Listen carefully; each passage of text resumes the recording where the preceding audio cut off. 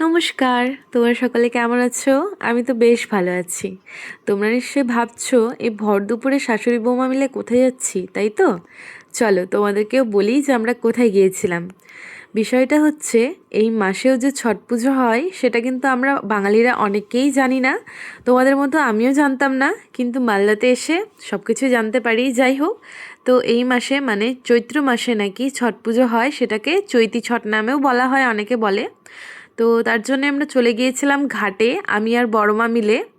আর বালুচর ঘাটে এসে তো আমি অবাক পুরো, কারণ আমরা শুধু এমন না যে আমরা একা এসেছি, এখানে প্রায় 700 থেকে 800 মানুষ এসেছিল পুজো দেখতে।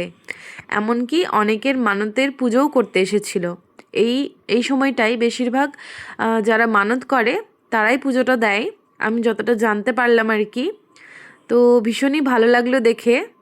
আর এই যে ছোট ছাগল আমার ছানাটা, চুলটাকে কামড়ে আবার আমাকে ঢিসা মারছে, দেখ কেমন। ওই ওই ওই দেখ তো, পাগল হয়ে গেছে না কি রে ভাই? ঢিসা মারছে, দেখো কিরকম খেলছে আমার সাথে। তোমরা তো দেখতেই পেলে ছাগল ছানাটা কি সুন্দর আমার সাথে খেলছিল। যাই হোক, ওই যে দূরে একটা নৌকা দেখতে পাচ্ছ, ওই নৌকা করে কিন্তু অনেকেই ঠাকুরের পুজোটা দেখছিল ঘুরে ঘুরে। আর আমিও একটু সামনের দিকে এসে দেখছিলাম যে কি হচ্ছে না হচ্ছে।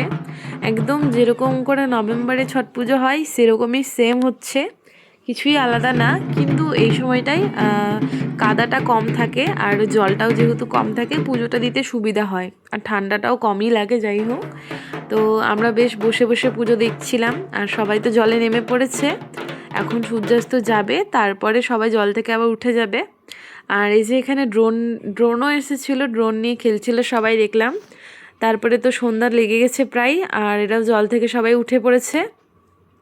আর এখানে বড় মা একটু দুধ জল দিয়ে দিচ্ছিল। আর এই যে ছোট্ট গোপুসোনা দেখে মন ভরে গেছে আমার। তারপরে সবাই আমরা ঘাট থেকে উঠে চলে যাচ্ছি নিজের নিজের বাড়ির উদ্দেশ্যে। আর তার আগে হচ্ছে আমরা যাদের থ্রুতে গিয়েছিলাম পুজো দেখতে তাদের বাড়িতে একটু গেলাম, সেই আন্টির বাড়িতে। আর আন্টির বাড়িতে গিয়ে দেখি একটা অবাক কাণ্ড। যিনি পুজো মানে উপোস করেছেন তিনি ভর নেমেছিলেন। যাই হোক, তারপরে বেশিক্ষণ না থেকে আমরা সেখান থেকে বেরিয়ে যাই। আর এই যে পাবনা সুইটের মিষ্টি নিলাম, ব্যাস।